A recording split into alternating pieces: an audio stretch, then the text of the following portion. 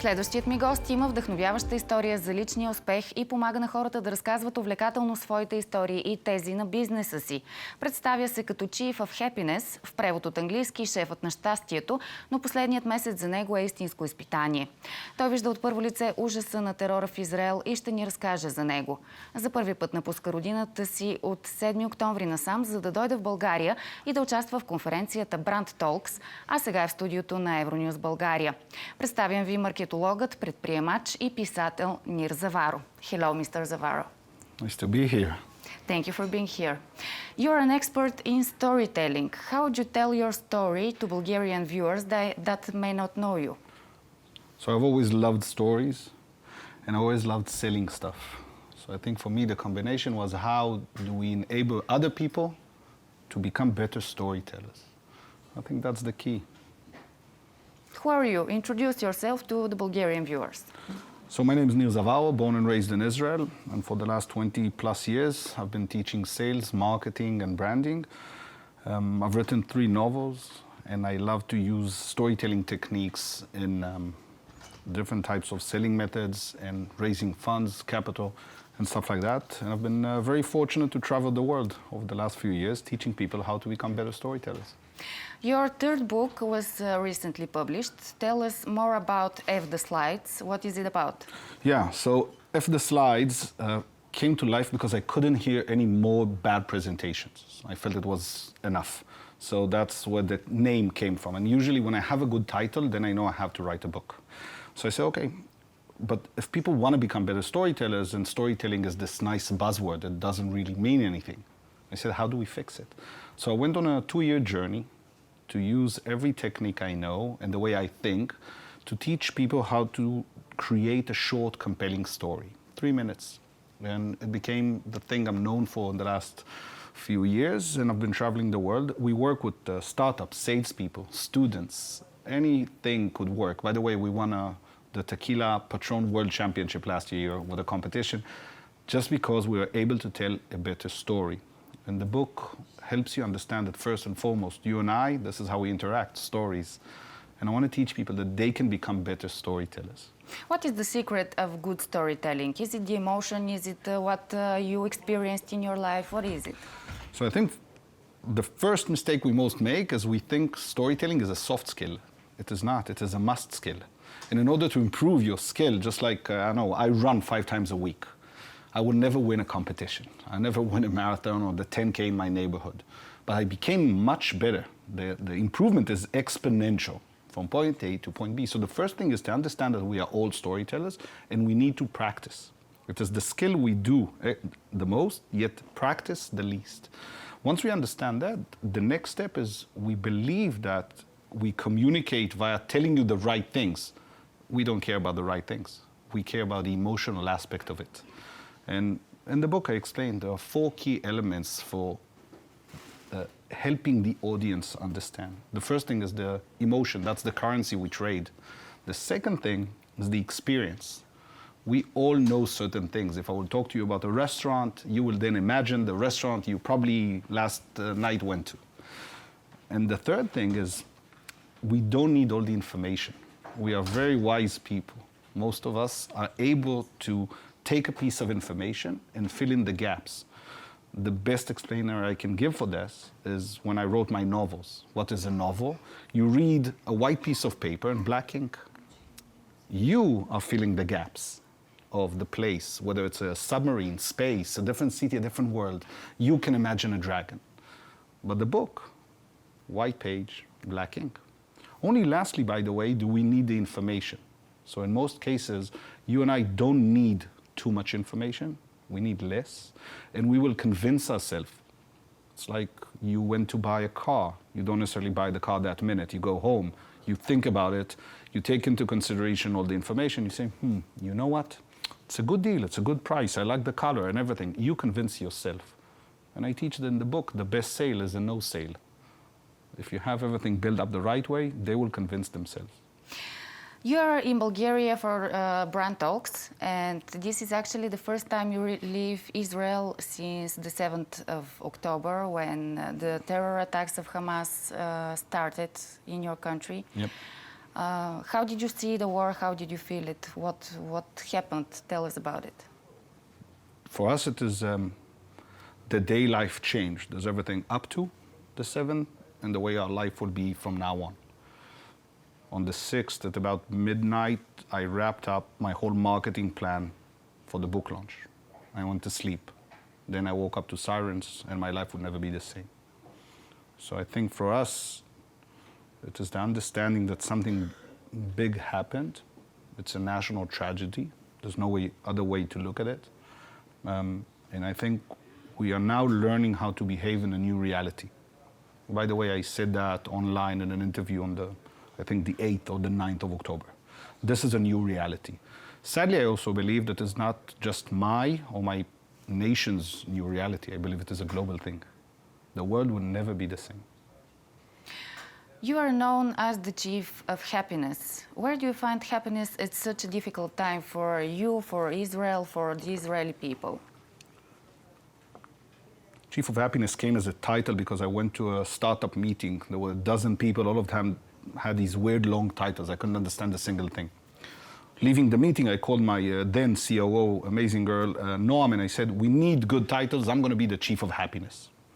It was a funny idea. And the Chief of Happiness turned to be my guiding light. When I'm not happy and I give a card, am I lying? When I'm saying something and I hurt someone, which sometimes sadly that happens, am I upholding my values or not? And I think, personally, and I've been traveling the world for the last 200 days, I've met thousands of people over the last 6 or 7 years. I've been speaking in 40 different countries. On the 7th of October, something in me broke. I believe for many, that will never come back. There's something, I don't know if you've ever felt that sadness where something breaks. Giving that card today in a meeting before I came here means that there's positivity and hope. It means I need to remember that we cannot go into the dark side. It will not serve any purpose. My people went through a lot of things throughout history. We always triumphed and built better and did more and came together and we ideate and we think and we turn bad cooking into an amazing cuisine all over the world. We want positivity. And now, more than ever, coming and doing this interview, which is, we can talk about the book, which I'd love to, but we need to also talk as a representative. Before that, I wasn't the representative of my country, speaking all over the world. Now, Chief of Happiness and understanding positive and what is happening, this is what we need to do. And that's what we're going to do. So stay positive. It has to be. What are Israeli people's hopes and dreams now? I imagine it's first of all peace, right? But how does peace look like? I don't think it's relevant how it looks like. Aspiration for peace is the key element. If you lose hope, there is no point. There's a 46-minute video that my government will not publish. Make it public, they believe it might scar people for life. Some journalists, some prime ministers, some presidents have seen it, the atrocities that happened. By the way, if we publish it, I believe that the narrative or the story, the emotional aspect will change forever in a lot of people's minds. But the damage it will cause is something I think at the moment we are not ready to give away. That's how you keep your humanity. If this understanding that this is there and we don't share it, then we first and foremost need to keep the idea that peace is available, it might happen, but I think we're also understanding for the first time that in order for peace to happen, the other side needs to say, I want peace. Then we can discuss. As a great storyteller, you must know that every story has two sides. So what is your opinion about the death of innocent people in Gaza, the death of children, their suffering? Let's discuss that, which is horrible. First of all, in storytelling, I believe there are no two sides. A good story is a narrative that has a beginning, a middle, and an end, but that goes to storytelling. Now let's talk about real life. I don't have kids. We were sitting yesterday here when I landed in a restaurant and I see two young girls eating and laughing. And I have tears in my eyes. I can't imagine what families, what parents are going through on any side. This is not a two-sided conversation. I think it's a three-sided conversation. What happened on the 7th is a terror attack. Horrible thing. Unbelievable thing. By the way, I believe that most of the people in the modern world cannot comprehend the sheer evil that happened. And if not, then I hope you don't watch the videos that run around on TikTok or Telegram and stuff like that. Please don't. If you saw it and you understand that it exists, how do you, on the other side of the world, are supposed to move on with your life? Because we are not. So I understand that people are having a struggle with that side. Then let's talk about the conflict. Let's also agree, there's a thing in Judaism, every life is a whole world. But it doesn't only fall for Jewish or non-Jewish people. Every person is a world. Now, when that starts to multiply or quantify, it's horrible. But that is a different, in my opinion, discussion. You want to talk about the terror attack, that's completely fine. Then we can talk about what peace would look like, and I think it's a bit more complicated. By the way, is peace when we don't argue? If there's a couple in the house and they decide that we'll not argue, is this a good marriage? Not necessarily. Exactly. So we will take that, by the way. Let's not argue. And we have that with several countries. We consider it very good. We love to go. I went to Petra. I went to other places. I would love to speak in every country. In the book, I say people are people. It doesn't matter. There are differences in cultural differences that we can learn. But I need you to be open enough to teach me.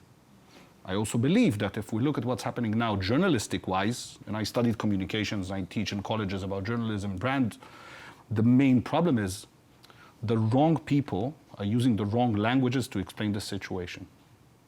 That meaning, a Westerner cannot go into a conflict and explain what is happening. They only need to report what is happening. Once we do that, that means, by the way, mainly sticking to the facts, not selling an emotion. And I believe today, between TikTok and some channels, no one cares about what's really happening on the ground. All they care about is selling more. So that becomes an emotional, this is horrible, this is sad, this is good, this is bad. How did the war affect your businesses in Israel? You have several. Yeah, businesses are affected that they're gone. A big part of the decision that I'm going to start traveling and promoting the book, which, it's a weird thing to do during these days. I'd rather be at home with my family. But it's the understanding that this might take a while. I don't know what this is. If it's a war, if it's rebuilding, we don't know.